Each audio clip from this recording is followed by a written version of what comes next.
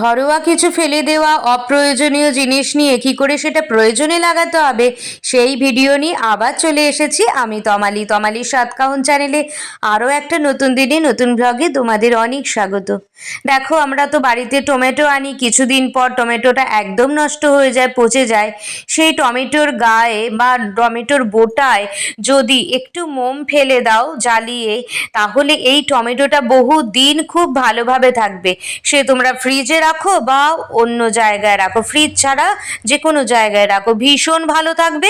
এতটুকু নষ্ট হবে না, তোমাদের টাকা পয়সাও নষ্ট হবে না। তো বন্ধুরা, আমার পরবর্তী আইডিয়া হলো, আমরা তো বাড়িতে সবাই ধূপকাঠি জ্বালাই ঠাকুরের কাছে, আর বাড়িতে তো মশা মাছি আরশোলার উৎপাত এত বেশি যে খুবই আমাদের বিরক্তকর লাগে। সন্ধে হলেই একটু গরম গরম পড়েছে এখন, আর বাড়িতে ঘরেতে মশার উৎপাতে মশার জ্বালায় টেকাই যায় না।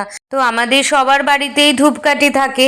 সেই ধূপকাঠিটা যখন জ্বালাবেই তার আগে একটুখানি বাম দিয়ে নেবে। সেই ধূপকাঠির গায়ে যদি বাম দিয়ে নিয়ে তারপরে যদি ধূপকাঠিটা জ্বালাও, ঠাকুরকেও দেখানো হবে আর বাড়িতে একটা মশাও থাকবে না। ওই বামের খুব স্ট্রং গন্ধে কোনো মশা থাকবে না, ওই ঝাঁঝালো গন্ধে কোনো মশা মাছি কিচ্ছু থাকে না, আরশোলা পোকামাকড় কিচ্ছু থাকে না। একবার এটা ট্রাই করে দেখো। হ্যাঁ, তো চলো এবার পরবর্তী আইডিয়ায় যাই। পরবর্তী আইডিয়া হলো আমার, এই দেখো না বোতলটা, আমরা তো সবাই জল টলকে ফেলেই দিই, কিন্তু আজকে আমি ফেলবো না, জানো তো, এই অপ্রয়োজনীয় বোতলটাই প্রয়োজনে লাগিয়ে দেব। তো দেখো, নিচ থেকে 4 আঙুল ছেড়ে আমি একটু কেটে নিলাম ছুরির মাধ্যমে। আর বোতলটা তো জল খাওয়ার বোতল, এখন আর খাওয়া হয় না, এই বোতল তো বেশিরভাগ ইউজ না করাই ভালো। আর উপর থেকে ওই 4 আঙুলের মতন আমরা কেটে নিলাম। মাঝখানের অংশটা আলাদা করে রেখে দেবো, সেটা পরবর্তী কোনো একটা ভিডিওতে তোমাদের দেখাবো। তো দেখো, এটা একটা ভীষণ প্রয়োজনীয় একটা অর্গানাইজার তৈরি করব। এইটা তো তোমরা ফেলেই দিয়েছো, বলো, ফেলে দেওয়া বোতলটাকে কি করে প্রয়োজনে লাগাবে আজকে তোমাদের সেটাই দেখাচ্ছি। দেখো, বাড়িতে আমাদের ডাল আসে, মশলা আসে, বিভিন্ন রকম জিনিস আসে, তো আমরা সেটা প্যাকেটের মধ্যেই রেখে দিই বা আমরা সেটা আলাদা করে কৌটো কিনে রাখি। প্যাকেটের মধ্যে রাখলে কোথায় রাখা হয়েছে না রাখা হয়েছে এগুলো আমরা খুঁজতে খুঁজতেই সময় চলে যাবে। তো আমি এই রকম ধরনের একটা বোতল তৈরি করে নেওয়াতে বা অর্গানাইজার তৈরি করে নেওয়াতে, এর মধ্যে তোমরা যদি মশলাপাতি, ডাল, বিভিন্ন রকম জিনিস রাখো, দেখো তোমরা বাইরে দিয়েও দেখতে পারবে আর জিনিসটাও খুব প্রয়োজনে লেগে গেল, আর কি ভালো লাগছে খালি দেখো। তো পরবর্তী আমার আইডিয়া হলো, দেখো আমরা অনেক সময় কানের দুল পরি, তার গুজি হারিয়ে যায়, কি যে মুশকিলে পড়ি, আর এমার্জেন্সি টাইমে আমাদের দোকানে যাওয়াও সম্ভব হয় না, আর বেশিরভাগ কানের দুলই সব ম্যাচিং করা থাকে। তো আমারও এরম ধরনের কানের দুল কিছু আছে যেগুলো ম্যাচিং করা, কিন্তু পরতে পারি না, দোকানে যাওয়ার সময়ও হয়ে ওঠে না, আর সব সময় টাকা পয়সা কুলোয়ও না। তো বাড়িতে তো বাচ্চাদের অনেক ফেলে দেওয়া রবার আছে, সেই রবারগুলো আমি এরম ছোট ছোট করে পিস পিস করে কেটে নিচ্ছি। গোল গোল করে কাটলে খুব ভালো হতো, তবে আমার ছুরিটাতে বিশেষ একটা ধার ছিল না, তাই গোল গোল করে আমি কাটতে পারিনি। এরকম ভাবে কাটলেও তোমাদের অনেক সুবিধা হবে, অনেক উপকারে লাগবে। তো দেখো, আমি এখানে আমার তার মানে 6 জোড়া, মানে 3 জোড়া কানের দুল, মানে 6টা রবার আমার লাগবে। তো দেখো, এভাবে আমি রবারের পুশ করে নিচ্ছি, খুবই প্রয়োজনীয়, তোমাদের কান থেকে খুলবে না, তারপরে আপাতত এমার্জেন্সি টাইমে তোমাদের কাজে লেগে গেল। যখন তুমি তোমার দোকানে যেতে পারবে বা সময় সুযোগ হবে তখন তুমি গুজি কিনে নেবে। আশা করছি এই টিপসটা তোমাদের ভীষণ উপকারে লাগবে, আর যদি উপকারে লেগে থাকে বাড়িতে একবার ট্রাই করে দেখো, আর আমার চ্যানেলটা সাবস্ক্রাইব করতে একদমই ভুলো না। তো চলো পরবর্তী আইডিয়ায় যাওয়া যাক। দেখো, বাড়িতে আমরা সবাই ফুলকপি খাই, তো ফুলকপি তো আনাই হয়। ফুলকপির মধ্যে একদম ছোট্ট ছোট্ট সবুজ সবুজ পোকা থাকে, সব সময় হয়তো খেয়ালও করা যায় না, আমরা সঙ্গে সঙ্গে ধুয়েই রান্না করতে বসিয়ে দিই, তার ফলে আমাদের শরীর খারাপও হবে, আবার গ্যাস অম্বলও হয়।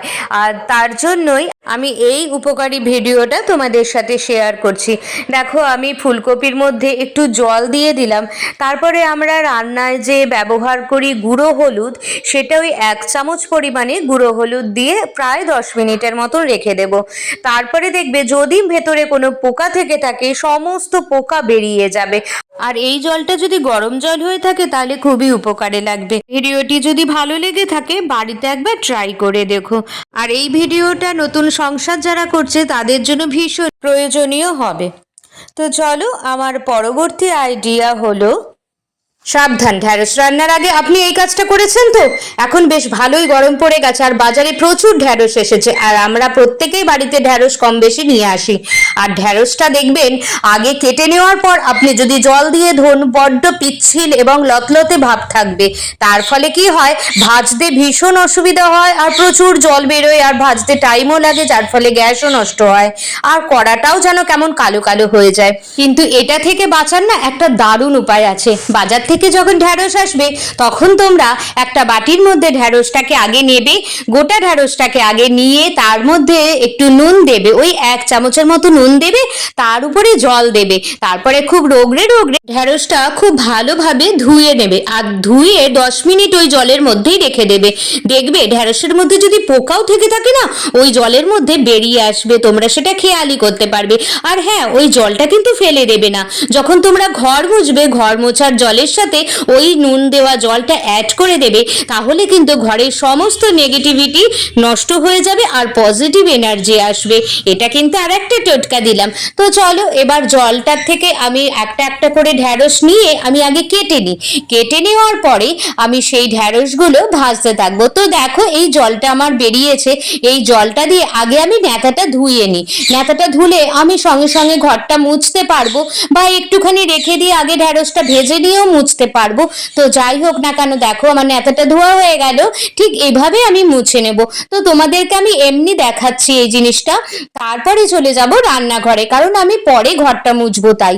তো ঢ্যাঁড়সটা দেখো আমি তেলেতে ছেড়েছি, এতটুকু পিচ্ছিল ভাব নেই এবং লতলতে ভাবও নেই, খুব সুন্দর করে ঢ্যাঁড়সটা ভাজা হয়ে যাচ্ছে, কড়াতে কোনো কালো দাগ থাকছে না। যদি তোমাদের টিপসটা ভালো লেগে থাকে একবার অবশ্যই বাড়িতে ট্রাই করো আর চ্যানেলটা সাবস্ক্রাইব করো। হাতে শাখা পড়ার সময় আর খোলার সময় তোমার শাখা কি বেড়ে যাচ্ছে, আর তার জন্য তোমাকে কি শাঁখারির কাছে যেতে হচ্ছে? না, আজকের পর থেকে আর তোমাকে কোনো শাঁখারির কাছেও যেতে হবে না, কোনো কষ্টও সহ্য করতে হবে না। শুধুমাত্র একটা প্লাস্টিকই কামাল করে দেবে এই পদ্ধতি অবলম্বন করার জন্য। তো চলো, আজকের ভিডিওটা দেখতে থাকো, আশা করছি নিশ্চয়ই তোমাদের ভালো লাগবে। তো দেখো, আমার এই শাখাটা কিন্তু ছোট আছে, জানো তো। আমি শুধু শুধু আমার হাতে পড়তেও পারি না আর খুলতেও পারি না। আর তোমরা তো জানোই এখন শাখার ভীষণ দাম, প্রচণ্ড দাম। সব সময় শাখা বেড়ে গেলে কেনাও সম্ভব হয় না। তো তার জন্যই শাখাটা কিন্তু আমি খুব যত্ন সহকারে রেখে দিয়েছি, আর যাতে না বেড়ে যায়। তো তার জন্য জানো তো, সবার বাড়িতেই তো দেখো প্লাস্টিক রয়েছে। ওই প্লাস্টিকটা আমি ঠিক যেভাবে হাতে ঢোকালাম সেভাবে তোমরা হাতে পড়ে নেবে প্লাস্টিকটা।